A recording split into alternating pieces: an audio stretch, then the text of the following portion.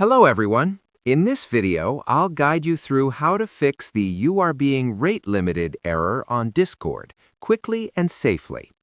This usually happens when you try to log in too many times or send too many requests in a short period.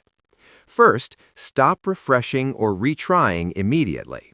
Wait at least 10 to 15 minutes so the temporary block can reset. Next, restart your router to refresh your IP address, especially if you're on a dynamic connection. If that doesn't help, switch to mobile data or use a different network to see if the issue is tied to your current IP. You should also clear your browser cache or reinstall the Discord app to remove any corrupted session data. In most cases, simply waiting and changing your connection resolves the rate limit error completely. Subscribe the channel for more videos.